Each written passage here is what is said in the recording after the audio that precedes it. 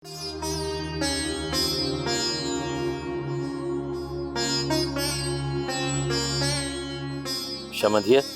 मां थोड़े शहर कम सां थो वञा, थोड़ी देर में वापस अची थोड़ो ख्याल रखिजे। जी बाबा। शुक्र अल्हम्दुलिल्लाह मुझो भा अची वयो। परू पुट खैर तो हो न? एतिरो वक्त आखिर किथे हुई? तो कुछ खाधो भी आहे न? ए बुधाई छो तो? बाबा दुनिया जी का भी ताकत मुखे पंजन खां जुदा कोन थी करे सके। हाँ दा तहां वेहो तो तहां लाइ खीर ई मानी थी खणी चा।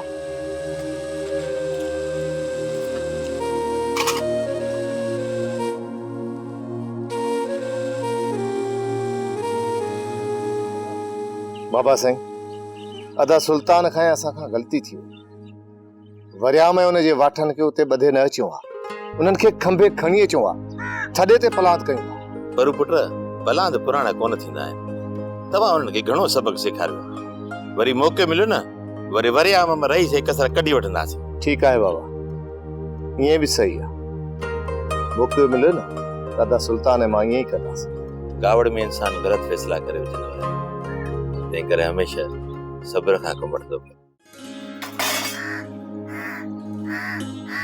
आई अदा तू तो पीछो वही हां मुझे तो परू के गोलण वियो आई। अजी परू के गोलींदा छो त पंहिंजो आ बच्चो आ रत्ता पंहिंजो ऐं ॿी ॻाल्हि त सुल्तान जो बि हुन में साव आहे परूअ में। भली गोलियो अदा भली गोलो, पर सालार बि वॾो आड़ी काप अथव, जे कॾहिं उन्हें खयो त अदा बाज़ुन खे बि इहो कोन मिलंदो।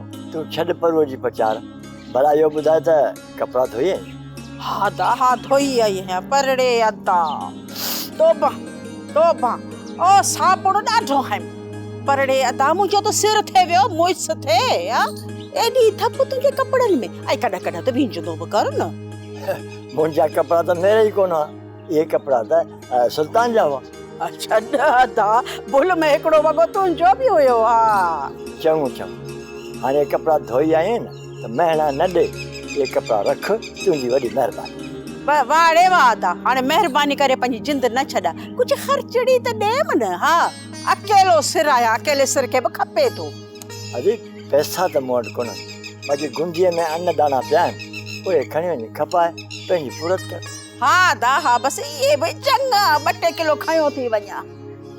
ये थई कपड़ा ऐं अन्न कटा।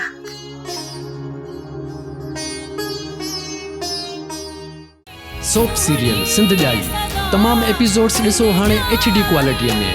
विजिट करियो असांजो YouTube channel Sindh TV HD drama. Subscribe कयो असांजो official YouTube channel Sindh TV HD drama ऐं वधीक अपडेट लाइ बेल आइकन खे क्लिक करियो।